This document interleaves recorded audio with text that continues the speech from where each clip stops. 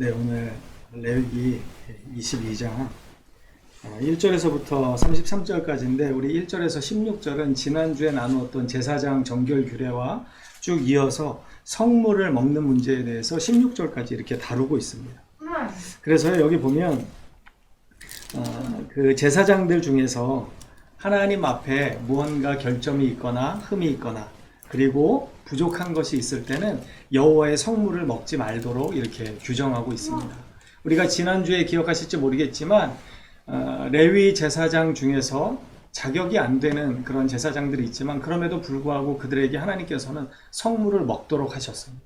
그리고 이 오늘 22장 1절에서부터 16절에 나오는 이 규례는 좀 더 다른 규례입니다. 그래서 하나님께서는 언제나 그 성물을 먹는 문제에 있어서 대단히 아주 철저하게 규칙을 지키라고 말씀하십니다. 왜냐하면 그 성물은 하나님께 속한 것이기 때문에 그것을 먹는 문제도 대단히 중요한 믿음의 의미가 있는 것이죠. 그래서 이 10절에 보면 22장 10절에 보면요.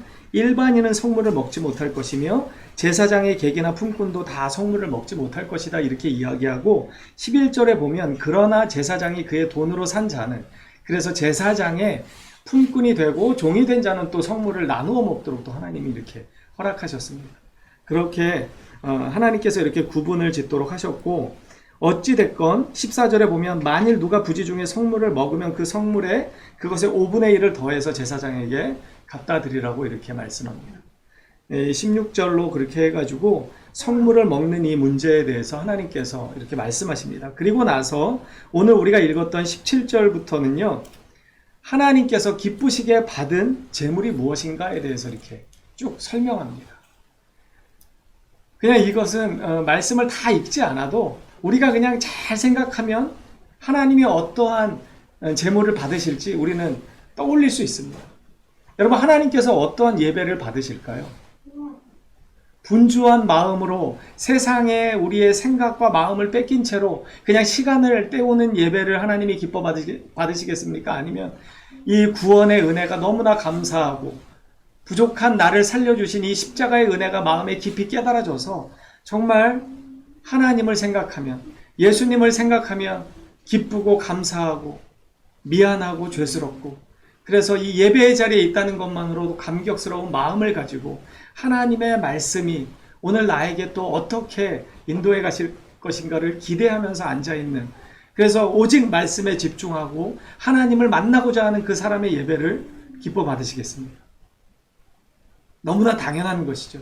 하나님께서는 우리의 중심을 원하십니다. 예배는요 형식도 무시할 수 없습니다. 형식을 통해서 이 경건함이 드러나기 때문입니다. 그래서 우리가 성찬의 예배를 드리기도 하고 여러 가지 형식을 갖추어서 예배를 드리지만 그럼에도 불구하고 더 중요한 것은 무엇이냐면 그 형식 안에 담겨있는 본질, 그 의미를 주님 앞에 온전히 드리는 것, 이것이 더 중요한 것이죠. 우리가 11조를 드려야 하고 감사헌금을 드려야 하고 주일헌금을 드려야 합니다. 그런데 그것이 형식에 매여서 그냥 드리라고 하니까 드리는 것과 나에게 생명을 주시고 환경을 열어주셔서 나로 하여금 소득을 얻게 하신 그분이 나의 모든 것을 다 허락하신 하나님이심을 고백하며 감사함으로 드리는 예물을 하나님은 기뻐 받으실 것이 분명합니다. 오늘 이 17절부터 보면은요 이렇게 말씀합니다. 18절에 한번 말씀 볼게요. 아론과 그의 아들들과 이스라엘 온 족속에게 말하 이르라 이스라엘 자손이나 그 중에 거류하는 자가 서원 제물이나 자원 제물로 번제와 더불어 여호와께 예물로 드리려거든. 그러니까 이건 자기가 하나님 앞에 뭔가 약속하거나 그냥 감사해서 자원해서 드리는 겁니다. 의무로 드리는 게 아니라 자발적으로 드리는 제사를 이야기하는데 그것을 드릴 때에도 19절에 보십시오. 기쁘게 받으심이 되도록 소나 양이나 염소의 흠없는 수컷으로 드리라 이렇게 이야기합니다. 여기 19절에 보면 이 19절부터 20절, 21절, 23절, 25절 계속해서 이 비슷한 이 문장이 나오는데 그게 뭐냐면 기쁘심이 되도록 기쁘게 받으심이 되도록 아니면 기쁘게 받으심이 되지 않게 된다 이런 이 반복이 계속됩니다. 그러니까 우리가 제물을 드릴 때 언제나 어디에 마음을 두어야 합니까? 내가 드리는 제물 자체에 마음을 두는 것이 아니라 그 제물을, 그 예배를 받으시는 하나님께 우리의 마음과 우리의 초점을 맞춰야 된다는 것이죠. 여러분, 요즘 우리 교회, 또 현대 교회에 가장 큰 맹점 중에 하나가 무엇인지 아십니까? 예배의 초점이 나에게 있다는 것. 이게 참 무서운 죄악입니다. 많은 사람들이 은혜를 받았다고 이야기할 때 그 은혜는 어떤 것이냐면 내 마음에 뭔가 뭉클한 것이 있고 뭔가 이렇게 감동이 있고 뭔가 내가 오늘 이 심적으로 뭔가 채워진 듯한 그 느낌을 받았을 때 거반 사람들이 은혜를 받았다라고 이야기합니다.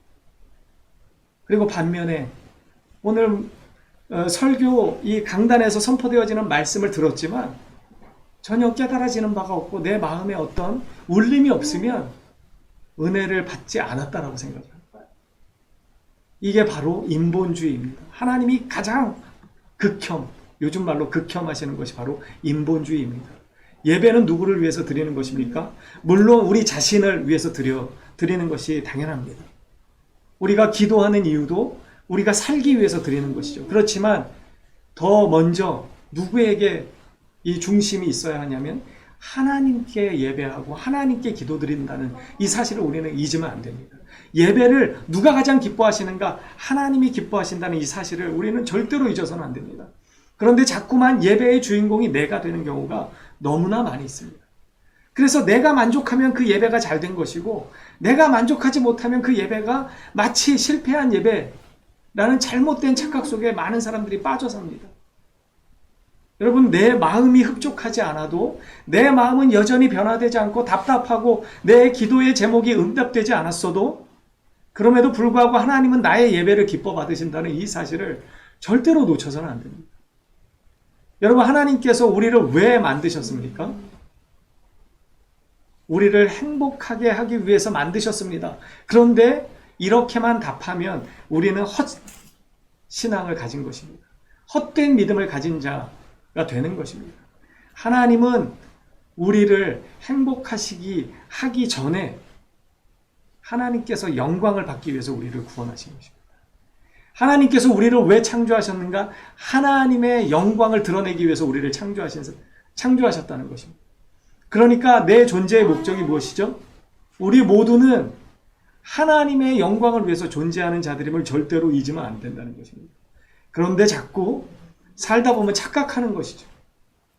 나의 성공, 나의 꿈, 나의 비전, 나의 계획, 그것이 이루어져야 내 인생이 성공한 인생이라고 자꾸만 착각합니다.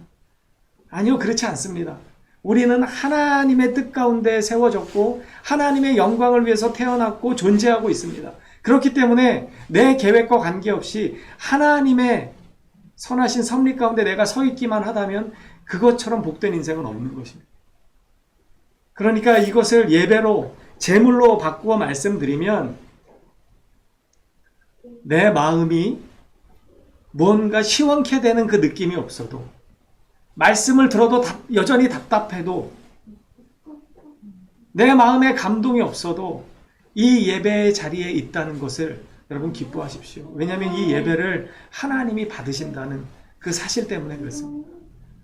전에도 한번 이 예배에 대해서 제가 좀 자세하게 말씀을 나누었던 적이 있는데 하늘의 문이 열리는 순간이 이 예배의 시간입니다. 하나님께서 하늘 문을 여시고 우리의 기도와 찬양과 이 모든 것들을 받으신다는 사실입니다. 그래서 여기 자원하는 사람도 기쁘게 받으심이 되도록 하라는 것입니다. 누구에게 초점이 있습니까? 드리는 내가 아니라 받으시는 하나님이 기쁘게 그 마음에 흡족하게 예배를 드리라는 것입니다. 제물을 드리라는 것입니다. 물론 23절에 보면 이렇게 설명합니다. 소나 양의 지체가 더하거나 덜하거나 한 것은 너희가 자원 제물로는 쓰려니와. 그러니까 자발적인 감사의 제사로 드릴 때는 조금 흠이 있어도 드려도 된다는 것입니다. 하지만 그렇다고 해서 우리가 말하자면 이렇게 예를 들 수 있겠네요. 요즘 참외가 이렇게 맛있는 게 많이 나오더라고요. 집에서 참외를 먹어야 되는 색깔을 보니까 맛이 갔어요. 눌러보니까 물컹물컹해요. 그거를 하나님께 드리면 하나님 받으실까요? 안 받으시겠죠. 여기서 조금 흠이 있다는 건 내가 가진 게 이거밖에 없고 하나님 앞에 약속은 했는데 그냥 조금 흠이 있긴 하지만 그래도 내가 가진 것 중에서 최선으로 그것을 드릴 때는 하나님이 그거를 기쁘게 받으신다는 것입니다. 그럼에도 불구하고 언제나 그 중심에는 하나님이 기쁘게 받으심이 될 수 있도록 그 재물을 준비하라는 것입니다. 여기 21절에도 계속해서 이야기하죠. 만일 누구든지 선한 것을 갚으려 하든지 자의로 예물을 드리려 하여 소나 양의 화목 제물을 여호와께 드리는 자는 기쁘게 받으심이 되도록 아무 흠이 없는 온전한 것으로 하라 이렇게 말씀합니다. 여러분이 아무 흠도 없는 온전한 것을 생각할 때 무엇이 떠오르십니까? 바로 흠투성이이고 죄악투성이인 우리를 위해서 완전하신 그분, 흠이 없으신 그분이 화목제물로 드려지셨다는 사실을 우리는 기억할 필요가 있습니다. 얼마나 놀라운 역설이고 반전이고 모순입니까? 죄인을 위해서 의인이 죽는다는 게 말이 됩니까? 죄악투성이인 사람을 구원하기 위해서 완전한 하나님이시고 완전한 의인이신 예수님이 죽으신다는 게 말이 됩니까? 저는 이걸 생각할 때마다 도저히 이해가 되지 않습니다. 그래서 고린도전서 1장 18절에 보면 십자가의 도가 멸망하는 자들에게는 미련한 것처럼 보이는 게 당연합니다. 그래서 세상의 사람들은 이 십자가의 도를 이해할래야 이해할 수가 없습니다. 왜요? 다른 종교들은요 다 부족하고 연약한 인간이 열심히 도를 닦아서 그 하나님께로 신에게로 가까이 나아가는 것입니다. 그렇지만 우리가 믿는 하나님, 우리가 믿는 예수님은 어떤 분이십니까? 이 죄악투성이인 우리를 건져내시기 위해서 하나님이신 그분이 이 땅 가운데 연약한 인간의 몸으로 오셨습니다. 그리고 그분이 흠없는 제물로 하나님께 드려지셨기 때문에 죄악투성이이고 허점투성이이고 십자가의 은혜로 구속받았음에도 불구하고 여전히 죄악 가운데서 살아가고 있는 우리가 하나님 앞에 의로운 자라 칭함을 받게 된 것입니다. 그런 우리가 하나님께 예배를 드릴 때 어떻게 드려야 되겠습니까? 감사로 흠없는 것으로 드려야 되겠죠. 자, 여러분 하나님이 기뻐 받으시는 제사는 너무나 당연합니다. 우리의 간절한 마음을 담아서 드리는 예배이죠.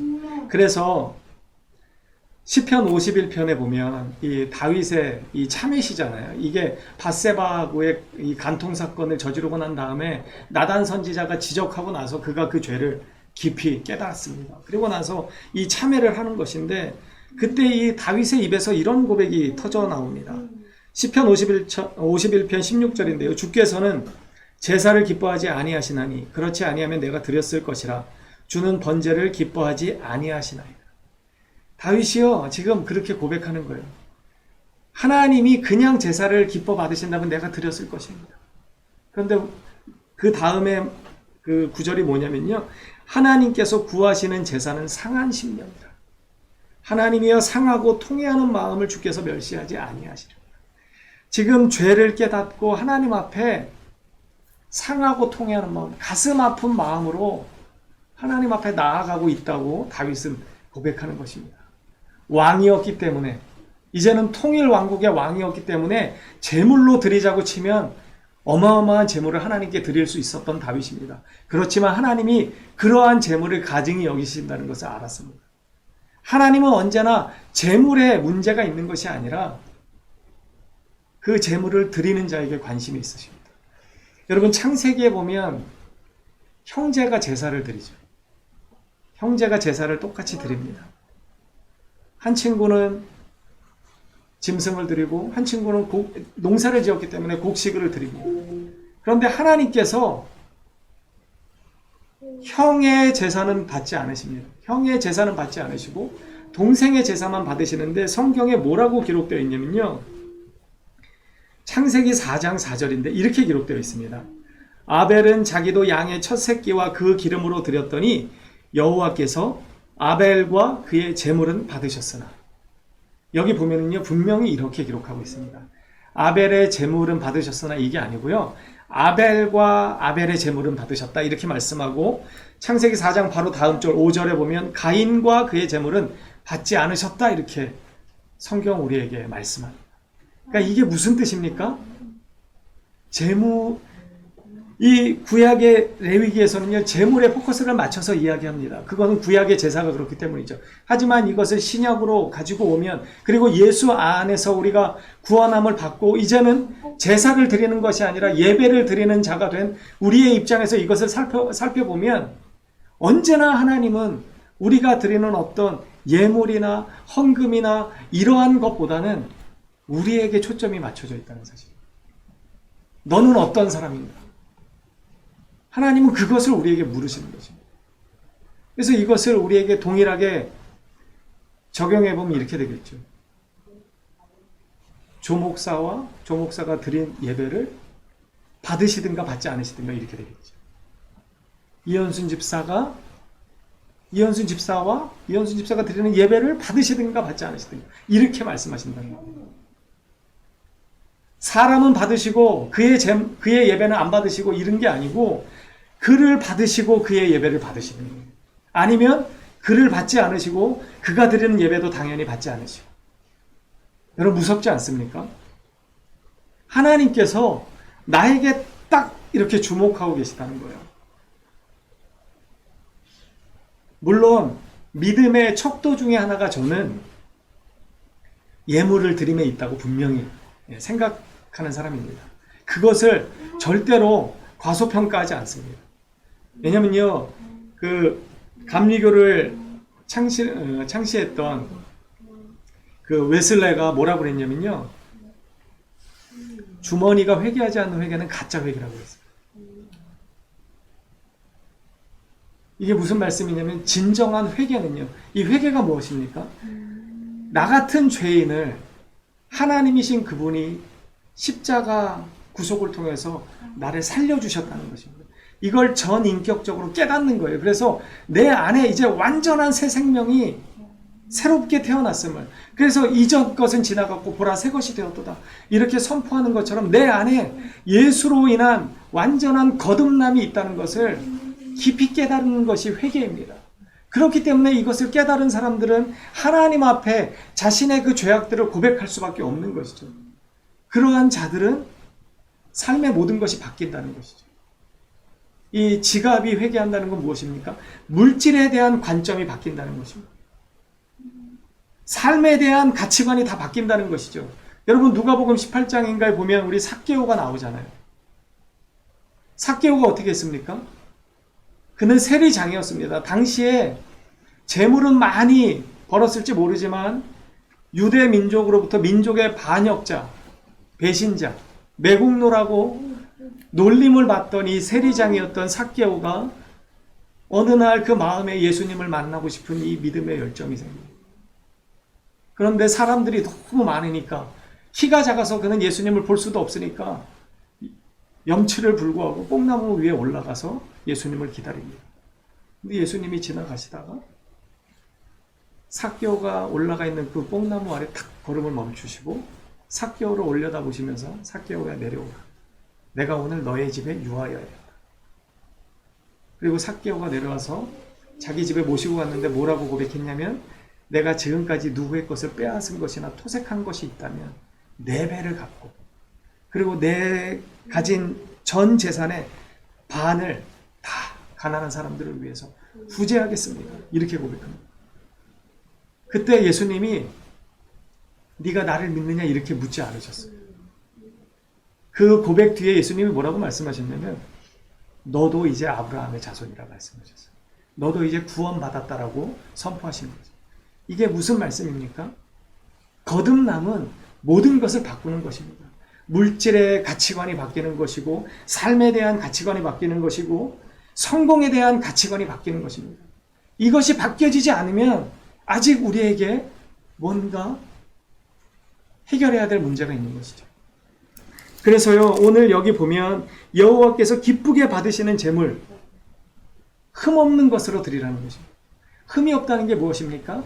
하나님 보시기에 흠이 없다는 건요, 온전한 마음, 깨끗한 마음, 하나님이 원하시는 그 마음을 가지고 주님 앞에 예배하는 자를 받으시겠다 말씀합니다. 그래서요, 여기 보면 이 31절서부터 이렇게 말씀합니다. 너희는 내 계명을 지키며 행하라. 나는 여호와이니라. 진짜 거룩한 제물이 무엇입니까? 하나님의 명령을 지키는 것이라는 거예요. 여러분, 사울이 왜 버림받게 되었습니까? 하나님의 말씀을 경홀히 여겼습니다. 가볍게 여겼어요. 하나님께서 분명히 아말렉에게서 취한 것 다 진멸하라고 그랬는데 남겨뒀습니다. 그리고 왕도 남겨뒀어요. 그래서 사무엘이 사울을 찾아왔는데 그 짐승의 우는 소리가 들리고 아각이 살아있다는 소리가 들립니다. 그래서 그때 이야기하는 것이죠. 그래서 사무엘이 사울을 향해서 뭐라고 이야기합니까? 사무엘상 15장에 순종이 제사보다 낫다. 귀하고 흠없는 제물로 소나 양이나 염소나 이것을 드리는 것보다 하나님의 말씀에 순종하는 것, 이것이 하나님이 기뻐하시는 것이라는 거예요. 여러분, 잠언 25장에 보면요, 이런 말씀이 있습니다. 충성된 사자는 그를 보낸 이에게 마치 추수하는 날의 얼음 냉수 같아서 능히 그 주인의 마음을 시원하게 하느니라. 저는 뭐 농사를 안 지어봐서 추수를 해본 적은 없지만 무더운 여름날 이 얼음 냉수가 얼마나 이 속을 시원하게 달래주는지 압니다. 그런데 충성된 이 사자, 충성된 종은요, 주인의 마음을 이렇게 시원하게 한다는 거예요.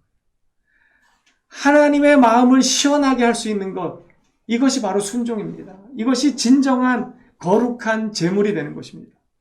여러분, 우리는 되도록 힘을 써서 하나님의 나라와 영광을 위해서 많은 제물을 드리는 것 좋습니다. 그런데 하나님께서 더 깊이, 더 높은 것을 원하시는데, 더 거룩한 것을 원하시는데 그것이 무엇이냐면 우리의 삶 자체를 하나님은 예배로 받으시기를 원하십니다. 그래서 로마서 12장 1절에 보면 그러므로 하나님의 모든 자비하심으로 너희를 권하노니 너희 몸을 거룩한 산 제물로 드리라, 이렇게 바울은 권면합니다. 그러면서 거룩한 산 제물로 드리는 의미가 그 바로 다음 절에 나오는데 하나님의 선하시고 기뻐하시고 온전하신 뜻이 무엇인지 분별하라는 것입니다. 여러분, 어지러운 세상을 우리는 살아갑니다. 정말 어지러운 세상을 살아갑니다. 이번에 서울시장 후보들이 15명인가 나왔더라고요. 거기에 보면 뭐 동성애를 캐치프레이즈로 들고 나온 사람들이 여러 있어요. 우리는 그런 시대를 살아갑니다. 그렇기 때문에 분별하지 못하면 우리가 예배를 드려도 하나님이 기뻐 받으시는 예배를 드릴 수 없는 거예요. 어떤 목사는 동성애를 공식적으로 지지합니다. 그래서 말씀을 그렇게 해석을 해요. 여러분, 그의 예배를 하나님이 받으실까요? 절대로 받으실 수가 없습니다. 하나님의 말씀을 곡해하고 하나님께서 죄라고 하신 것을 괜찮다라고 세상을 향해서 외치는 이 거짓 선지자의 예배를 하나님은 아주 가증스럽게 여기실 것입니다. 그렇기 때문에 우리는 분별해야 합니다. 하나님이 기뻐 받으시는 예배가 무엇인지 분별할 수 있어야 합니다. 그리고 우리는 순종해야 합니다. 하나님이 나에게 어떤 말씀을 주시든지 순종해야 합니다. 그렇게 순종함으로 나아갈 때 하나님이 우리를 받으시고 우리의 예물도 우리가 하나님 앞에 드리는 모든 것도 받으실 것입니다. 여러분, 그러면서 31절에 분명히 너희는 내 계명을 지키며 행하라고 말씀하셨고 32절에도 마찬가지입니다. 너희는 내 성호를 속되게 하지 말라. 성호는 하나님의 속성을 이야기합니다. 하나님의 이름, 거룩한 이름을 속되게 하지 말라고 하는 것입니다. 너희가 나의 백성이기 때문에 마땅히 그렇게 해서는 안 된다는 것이죠. 그러면서 32절 끝절에 보면 나는 너희를 거룩하게 하는 여호와다, 이렇게 말씀하십니다. 33절의 말씀입니다. 함께 읽어볼까요? 시작. 너희의 하나님이 되려고 너희를 애굽 땅에서 인도하여 낸 자니 나는 여호와이니라. 우리를 인도하여 내신 여호와께서 내 말씀대로 행하라고 그렇게 가르치십니다. 거룩하고 흠없는 제물을 드리라고 다 말씀하신 다음에 내 말을 지키라고 말씀하십니다. 이 하나님의 말씀 앞에 순종하는 것, 이것이 가장 거룩한 제사요 예배인 줄 여러분 믿으시기 바랍니다. 그래서 말씀을 가까이 해야 합니다. 여러분 말씀을 모르면 순종할 방법이 없습니다. 말씀을 알아도 잘못 알면 하나님을 거역합니다. 여러분 우리 작은 예수교회에요 유선전화가 있습니다. 여러분 모르시겠지만 02453의 영원구원입니다. 영하나 구하나 영원구원. 네. 8,350원씩 매달 나가지만 한 달에 한 번 전화가 올까 말까 합니다. 하지만 저는 앞으로 하나님께서 우리 교회를 세워가실 줄 알고 유선전화가 필요할 날이 있을 줄 알고 투자하고 있습니다. 가끔 전화가 오는데 요즘은 몇 번 전화를 받았어요. 1번 후보자도 아니고 2번 후보자도 아니고 자꾸 7번 후보자 허경영이 전화가 옵니다. 어디서 많이 듣던 목소리 한참 듣고 있으면 허경영이에요. 그래서 왜 전화 오나 그걸 끊습니다. 그리고 아까 전에 한 5시 반쯤인가 또 전화가 와요. 가끔 이제 우리 사모가 저한테 전화를 할 때 교회 전화를 하거든요. 제가 전화를 안 받거나 뭐 안 갖고 왔거나 그러면 또 그래도 교회 전화니까 네, 작은 예수교회입니다. 이렇게 받았어요. 그랬더니 예, 안녕하세요 목사님. 신천지 예수교회입니다. 그래요. 그래서 잘못 들었나 했어요. 귀를 잠깐 의심했어요. 네? 그래서 신천지 예수교회입니다. 네? 그랬더니 이제 자기 할 말을 하더라고요. 주소 보고 이렇게 연락을 드렸고 우편물을 드리고 있는데 잘 받아보시니. 그래서 제가 잘은 받고 있거든요. 늘 버려서 그렇지. 그래서 제가 보내지 말라고 그랬어요. 그랬더니 저쪽에서 네 그러더라고요. 그래서 보내지 말라고요. 그랬더니 네 그러더라고요. 전화를 끊었는데 아직까지 유선전화가 이런 뭐 용도로밖에 쓰이진 않지만 신천지도 마찬가지죠. 여러분 그들이 왜 이단입니까? 달을 이 끝단, 끝이 달라서 이단입니다. 처음은 하나님으로 시작한 것 같습니다. 그런데 끝이 달라요. 여러분 말씀을 모르면요 끝이 다른 것인지 모릅니다. 여러분 전에 누가 이상한 소리를 해갖고 저하고 한참 싸운 적이 있어요. 제가 청년 때. 이단에 속했어도 그 안에서 잘 제대로 믿는 사람은 구원받지 않겠냐 그러더라고요. 그런 사람이 어떻게 이단에 빠지냐고. 제가 사역자인데 제가 사역자한테 처음 되들어봤어요. 청년 때. 말이 되냐고. 이단의 교리에 빠진 사람이 어떻게 하나님을 똑바로 믿냐고. 그게 말이 되는 거냐고. 여러분 왜 이단에 빠집니까? 말씀을 모르기 때문에 빠지는 거예요. 여러분 이단의 그 뜨거운 예배를 하나님이 받으실까요? 절대 받으실 리가 없습니다. 곧 끝내겠습니다. 여러분 하나님의 말씀을 제대로 알고 하나님의 말씀 가운데 순종함으로 우리의 삶을 거룩하게 드릴 때 하나님이 그런 예배를 받으시는 것입니다. 여러분 그렇기 때문에 하나님의 말씀을 늘 가까이 하십시오. 그리고 하나님의 말씀을 분별할 수 있을 때까지 여러분 가까이 하셔야 됩니다. 세상을 분별하기 위해서 하나님의 말씀만큼 정확한 기준은 없습니다. 여러분 세상의 법이 기준이 돼서는 절대로 안 됩니다. 세상의 법은 계속 바뀝니다. 사람의 요구에 따라서 문화와 풍습에 따라서 계속 바뀌는 게 세상의 법입니다. 그런데 하나님의 진리의 말씀은 절대로 변하지 않습니다. 여러분이 이 진리의 말씀만 붙들고 있으면 하나님께 거룩한 산 제물로 우리 자신을 드릴 수 있을 뿐만 아니라 하나님을 기쁘시게 할 수 있는 믿음의 사람들이 될 수 있음을 확신하십시오. 그래서 언제든지 말씀과 동행하시고 말씀에 파묻혀서 하나님의 우리를 향하신 이 뜨거운 사랑을 말씀을 통해서 발견하시고 깨닫고 이 말씀을 따라 살아가는 저와 여러분 되기를 간절히 소망합니다.